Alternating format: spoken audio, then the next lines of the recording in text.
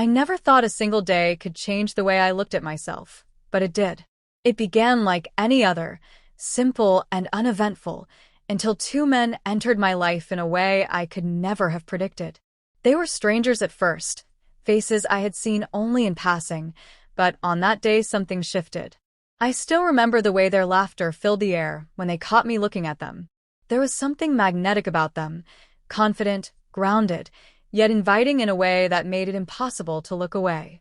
I told myself I was only being polite when I let the conversation begin, but the truth was I wanted to know more. One of them had a smile that made the world around us fade. The other carried an intensity in his eyes that left me feeling exposed. We stood outside, talking about nothing and everything, where we were from, what the city was like, the little frustrations of life. It was all ordinary, yet it felt charged, like there was something underneath our words waiting to surface. I laughed more in those few minutes than I had in weeks. There was a lightness with them that I had forgotten I could feel. Somewhere deep inside me, a voice reminded me that I wasn't free to give in to such feelings. I was already committed to someone else, bound by promises and a relationship that should have kept me steady. But instead of stopping me, that thought only deepened the pull. Maybe it was the forbidden edge that made their presence so powerful, or maybe it was simply that I felt alive in a way I hadn't in a long time. We walked together, and I noticed how naturally they fell into step with me. One teased me gently, making me blush in a way that reminded me of being young again. The other was quieter, but when he spoke, his words lingered, carrying a weight that was impossible to ignore. The dynamic between the three of us was strange yet perfectly balanced, one bringing warmth, the other mystery, both drawing me deeper. At some point, one of them brushed against my arm, not in a way that could be called deliberate, yet it left a spark where his skin had touched mine. I looked up and found him watching me, and I knew then that they sensed the same electricity I did. My heart beat faster, and I could feel the color rising in my cheeks. I tried to steady myself, reminding myself of the partner who trusted me, who believed in me. But temptation has a way of silencing reason. The hours slipped by without me realizing. Conversation turned into shared stories, and stories turned into an invitation. "Come with us," one of them said, his voice low, carrying both a question and a promise. For a moment I froze, caught between sense and desire. I knew what it meant if I agreed, knew what lines I would be crossing. And yet, in that moment, the choice felt already made. I followed them, telling myself it was just for a little while, just to see where the night might lead. My chest tightened with both excitement and guilt as we walked side by side. The world around us blurred, the sounds of the city fading behind us. I could feel every second stretch longer, every step carrying me closer to something I wasn't sure I could handle, but desperately wanted to experience. By the time we reached their door, my pulse was racing. One of them turned to me, his eyes searching mine as if to give me one last chance to step back. But I didn't. I couldn't. I nodded instead, letting the moment carry me forward. Inside, the air felt different, heavy with anticipation. I was acutely aware of my choices, of the promises I was breaking, and yet none of that was enough to make me leave. That night, I surrendered to something larger than caution, larger than guilt. I didn't know where it would end or what it would mean for me tomorrow. All I knew was that I was here, with them, on the edge of something I could no longer resist. The room was dimly lit, shadows stretching across the walls as if they were alive, carrying the same energy that pulsed inside me. I could hear my heartbeat louder than any sound around us, quick and uneven, as though it already knew what my mind was struggling to accept. They didn't rush me. One poured a glass of wine and placed it in my hand, while the other simply watched me with that steady, unreadable gaze. Their presence filled the space, and though there were only two of them, I felt surrounded, held in a current stronger than anything I had known before. We talked a little more, though the words came slower now, heavy with suggestion. The wine tasted richer than it should have, or maybe it was the moment that made it so. I found myself leaning closer, listening more intently than necessary, laughing at things that weren't really jokes. My guard was slipping, piece by piece, until there was nothing left but the raw thrum of attraction. The first touch was almost accidental, a hand resting lightly against my knee, then retreating as though waiting for permission. I didn't move away. Instead, I let the warmth of it sink into me, awakening something I had long buried. My body reacted before my mind could, leaning into that closeness, silently inviting more. And when the second man brushed my shoulder, his fingertips trailing briefly against my skin, I felt the weight of the moment collapse. I could no longer pretend I was in control. One of them leaned in, his voice low, almost a whisper. "You're safe here." The words were simple, but they carried a tenderness I hadn't expected. My chest tightened, not from fear, but from the unfamiliar comfort of being seen in such a vulnerable state. I had told myself I was here for the thrill, for the reckless break from routine, but hearing those words made me realize it was more. I wanted to be wanted. I wanted to be held. The intensity rose slowly, like a tide pulling me deeper with each passing second. They were different in the ways they reached for me, one with gentleness, careful and patient, the other with boldness that left me breathless. It was overwhelming, the contrast between them, yet somehow it didn't clash. Instead, it felt like two halves of a whole, surrounding me, pulling me into something larger than I could comprehend. For a fleeting moment, guilt cut through the haze. I thought of the person waiting for me at home, of the trust one was breaking with every breath.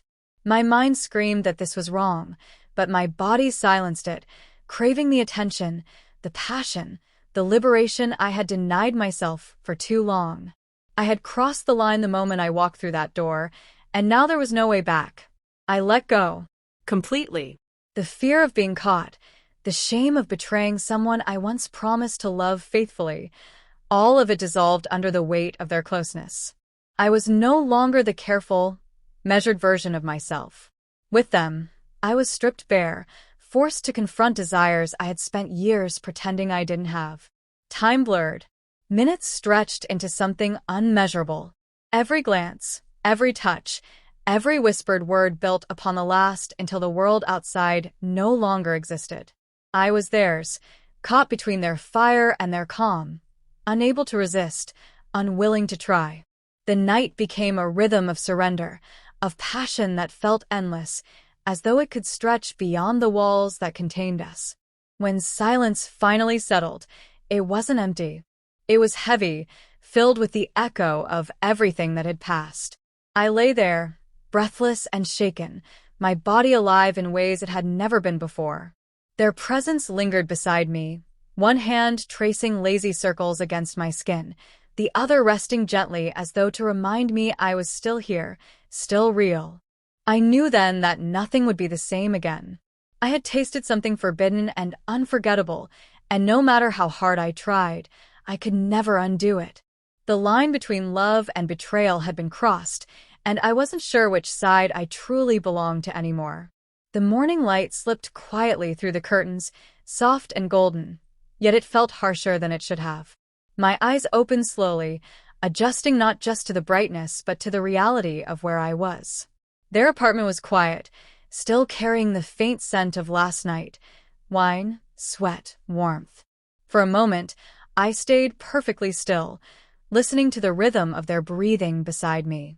One was curled against me, his arm draped across my chest, while the other lay turned slightly away, peaceful in sleep.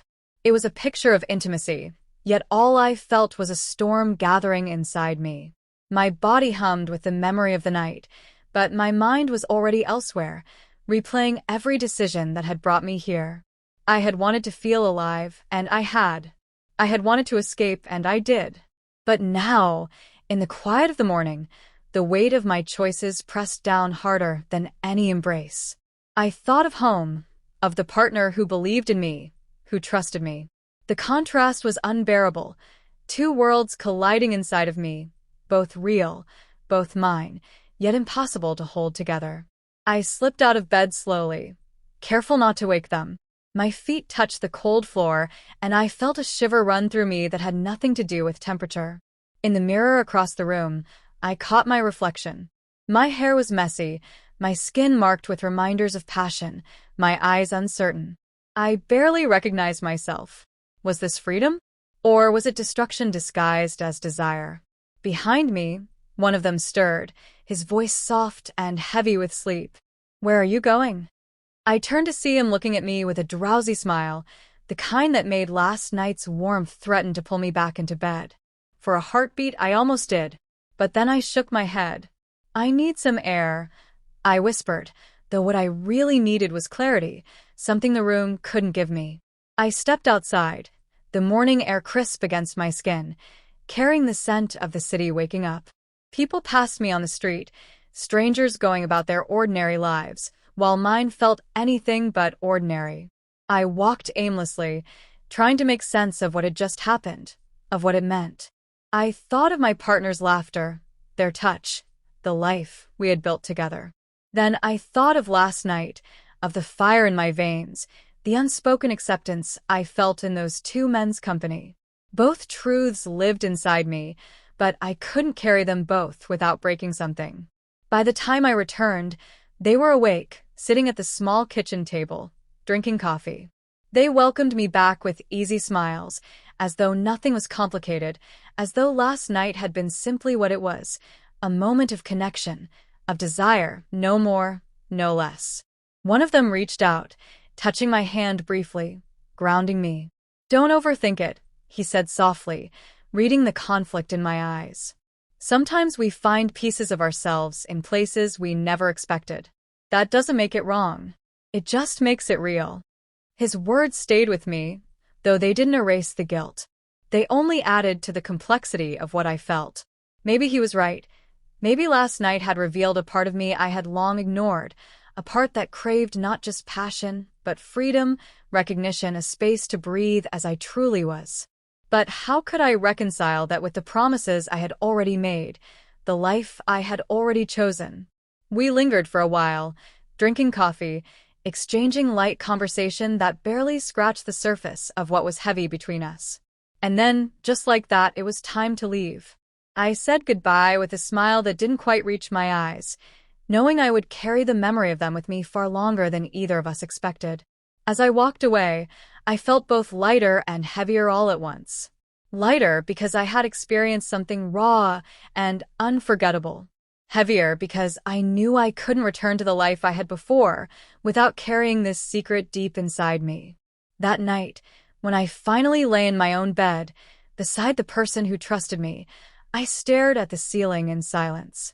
My partner's steady breathing filled the room, comforting and familiar, but I felt distant, as though a part of me was still elsewhere. I turned onto my side, closed my eyes, and tried to rest, but the truth pressed against me. Nothing would ever feel the same again. I had crossed a line that couldn't be uncrossed. Whether it would destroy me or free me, I didn't know. All I knew was that the version of me that had existed before yesterday was gone, and in its place was someone I was only beginning to understand.